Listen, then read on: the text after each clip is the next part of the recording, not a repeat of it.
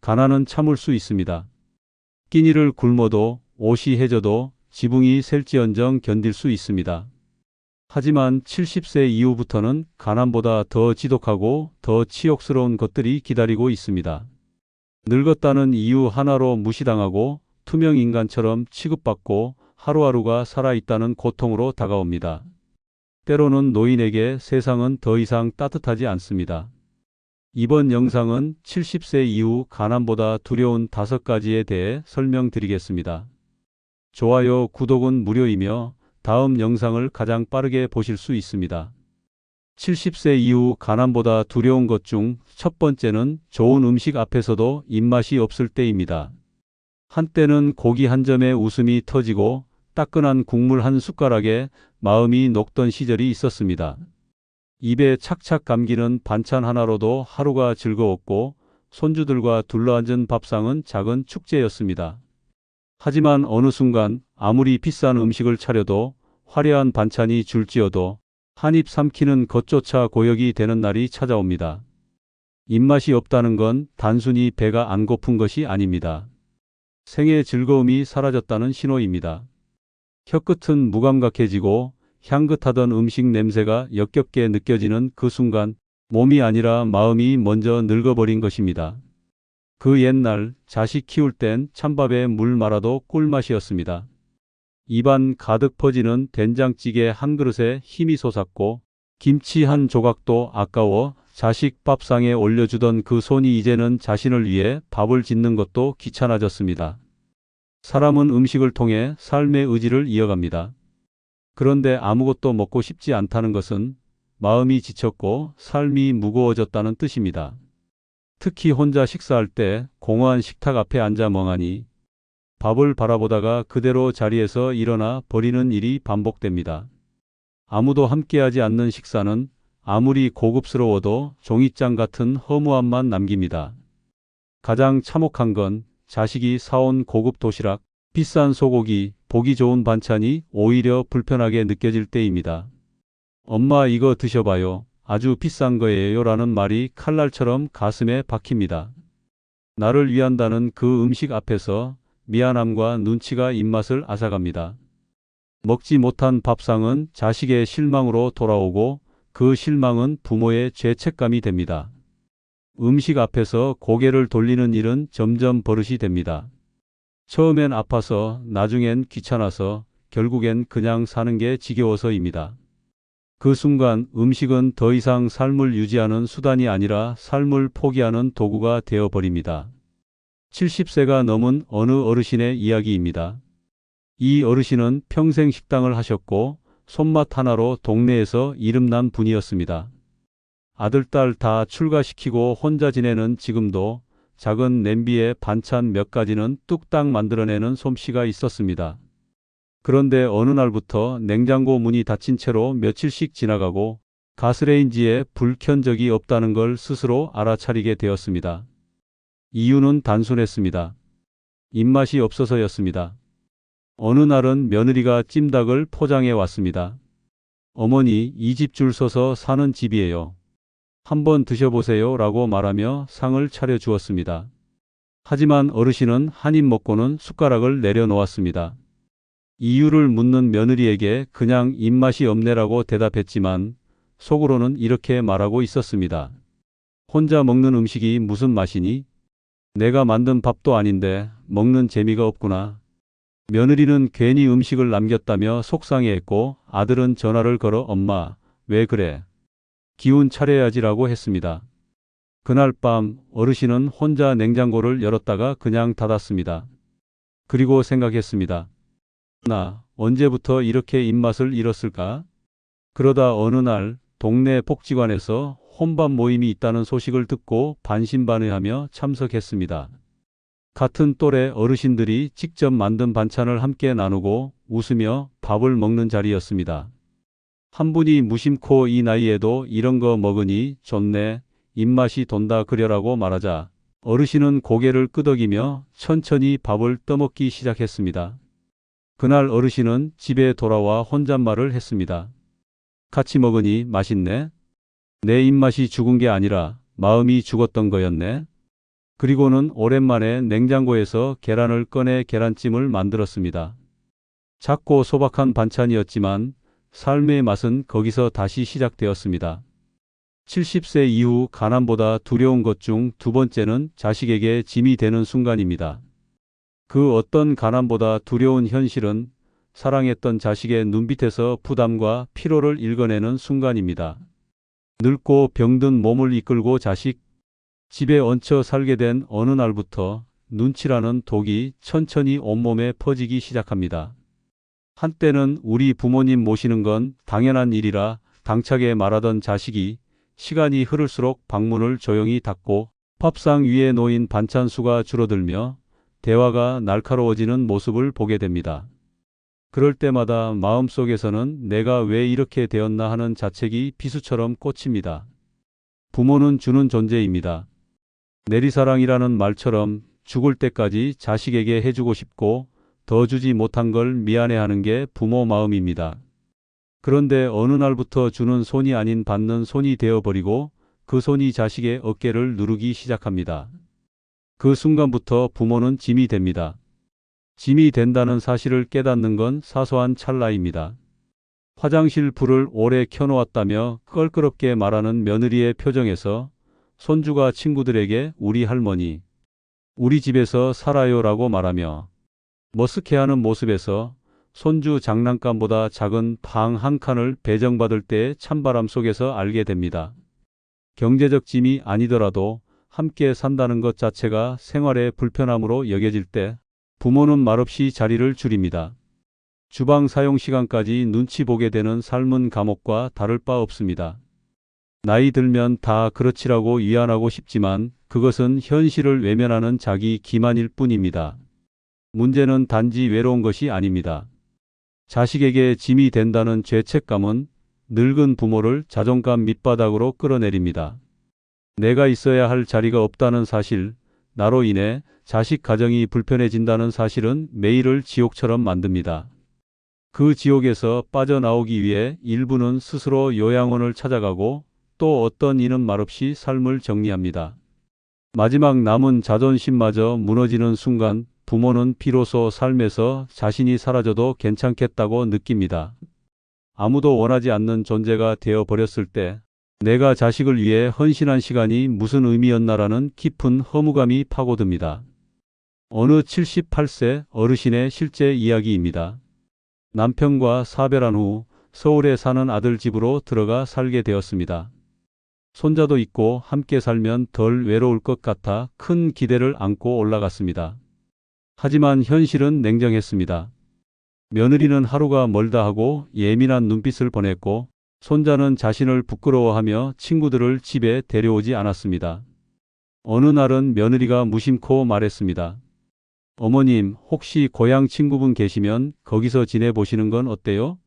그 말은 곧 나가달라는 뜻이었습니다. 그날 밤 어르신은 자신의 짐을 싸기 시작했습니다. 그런데 며느리가 방에 들어와 눈을 동그랗게 뜨며 말했습니다. 아니에요, 어머님.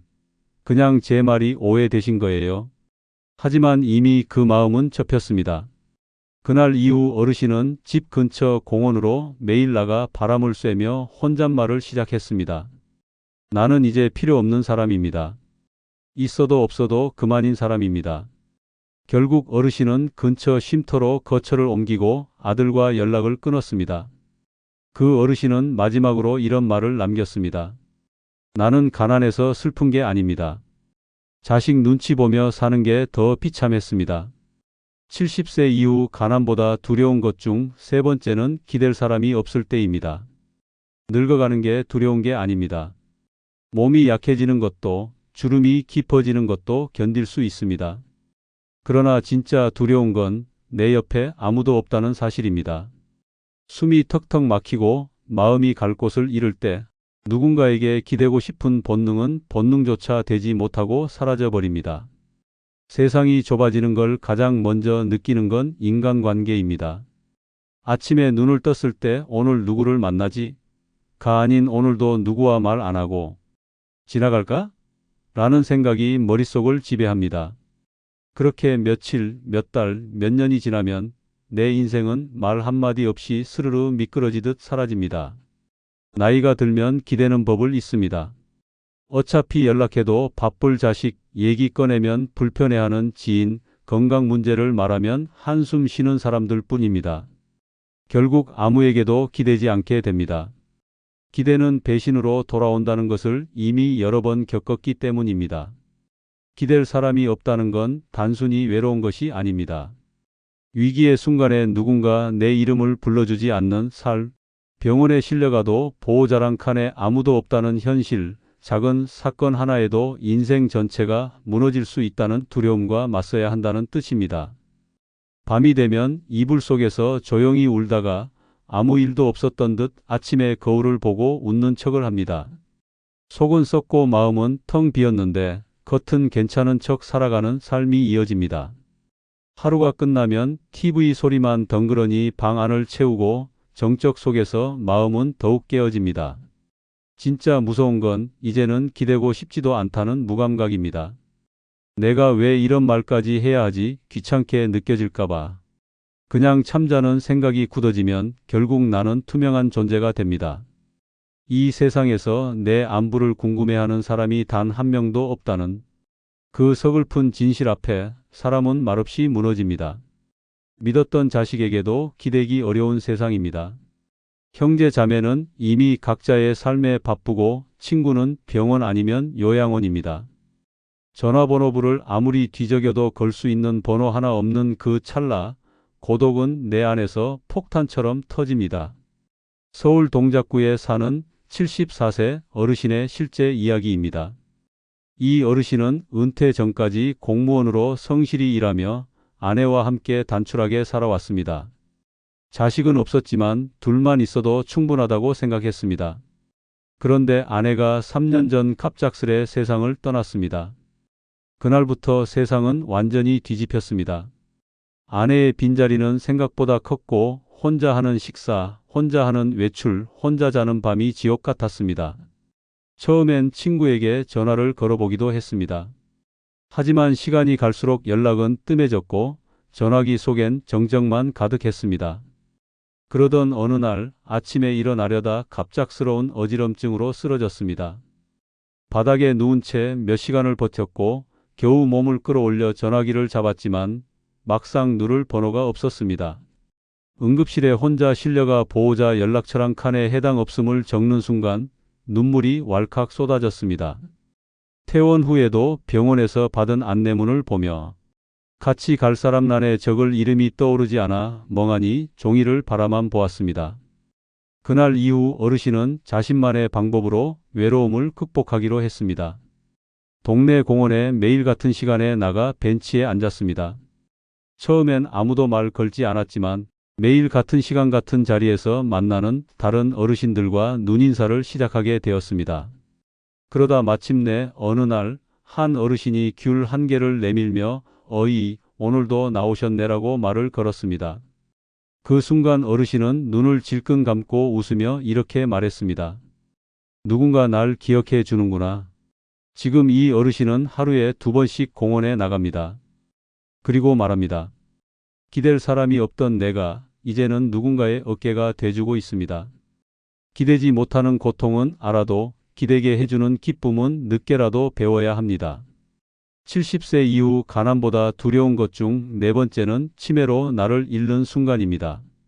나이가 들어 눈이 침침해지고 무릎이 시큰거리는 건 참을 수 있습니다. 그러나 내 이름을 잊고 내가 살아온 기억을 하나씩 잃어간다는 것은 공포입니다. 내 손으로 밥을 짓고 내 입으로 웃고 내 발로 걸었던 시간들이 서서히 사라지는 그 현실은 가난보다 훨씬 더 끔찍한 절망입니다.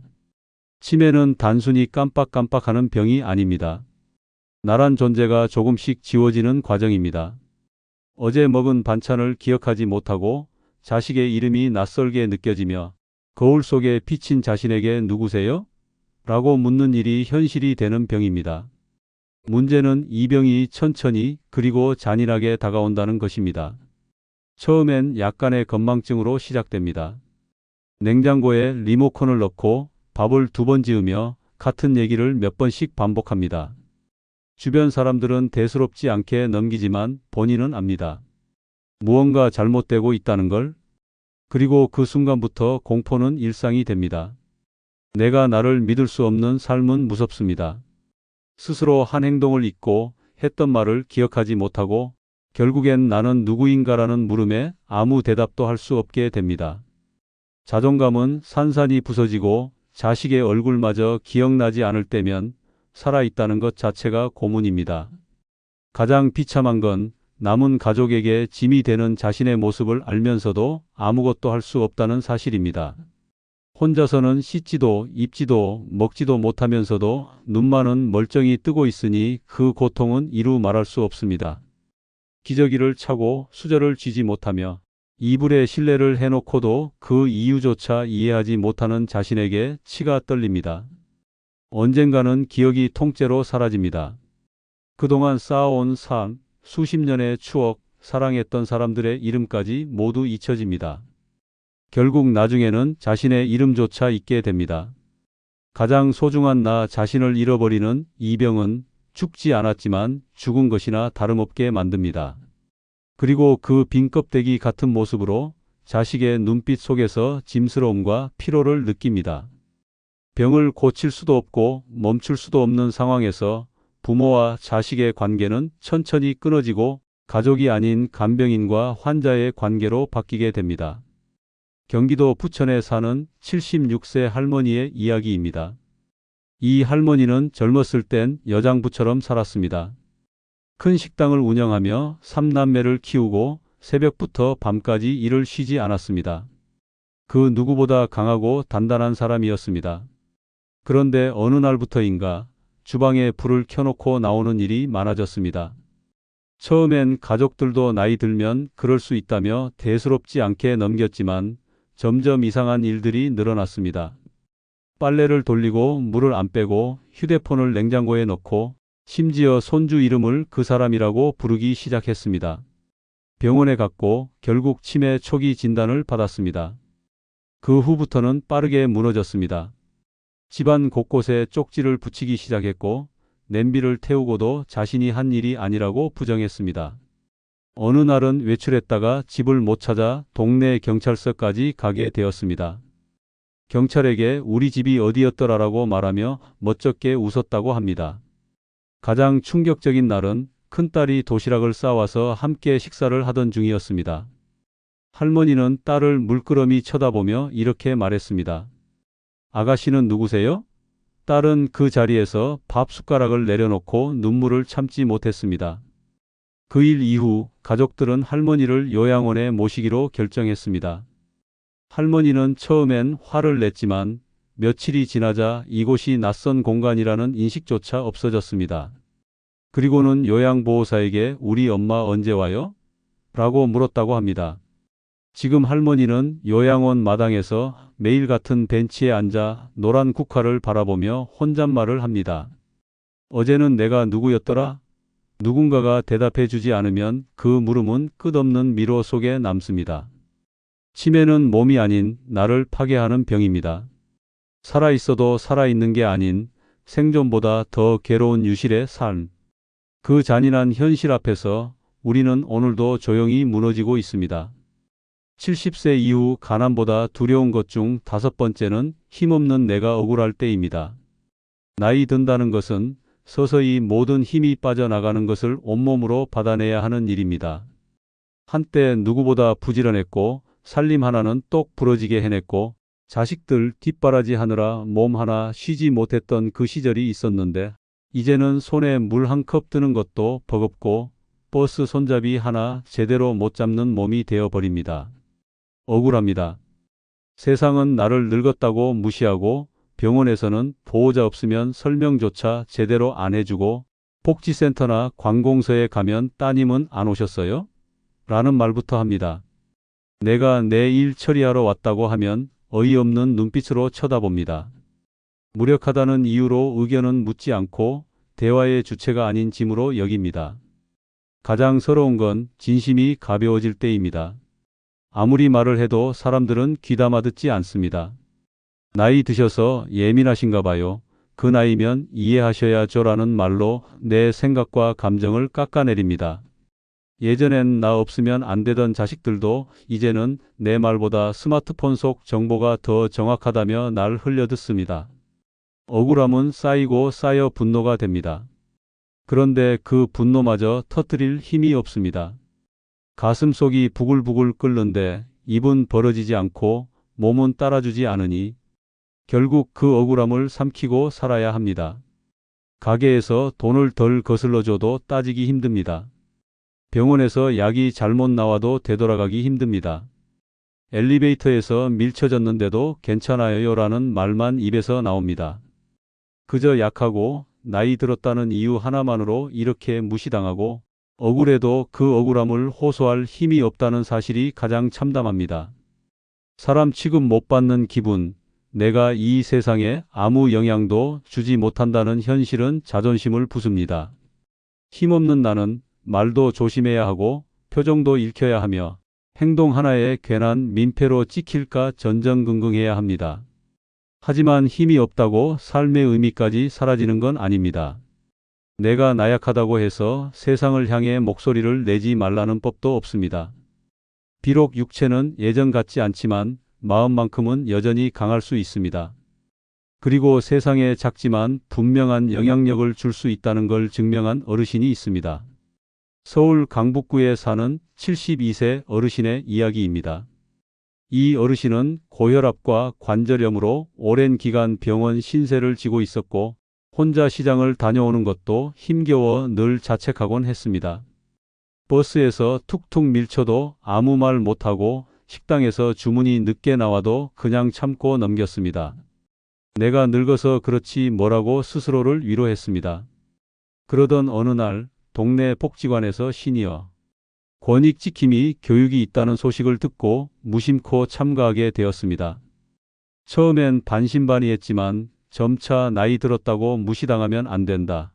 억울한 일은 목소리를 내야 한다는 말을 들으며 마음속에 있던 무언가가 꿈틀거리기 시작했습니다. 교육이 끝나고 어르신은 처음으로 마을회관에서 열린 주민 간담회에 참여했습니다. 평소 같으면 조용히 듣고만 있었겠지만 이날은 손을 번쩍 들고 이렇게 말했습니다. 저기요, 엘리베이터 안에 손잡이 하나 달아주세요. 저희 같은 사람은 그것 하나로 안심하고 탑니다. 그 한마디에 사람들이 놀랐습니다. 어르신의 목소리는 작았지만 울림은 컸습니다. 며칠 뒤 아파트 엘리베이터에 손잡이가 달렸습니다. 그날 어르신은 눈물을 삼키며 혼잣말을 했습니다. 내가 힘이 없다고 생각했는데 이렇게도 바뀌는구나.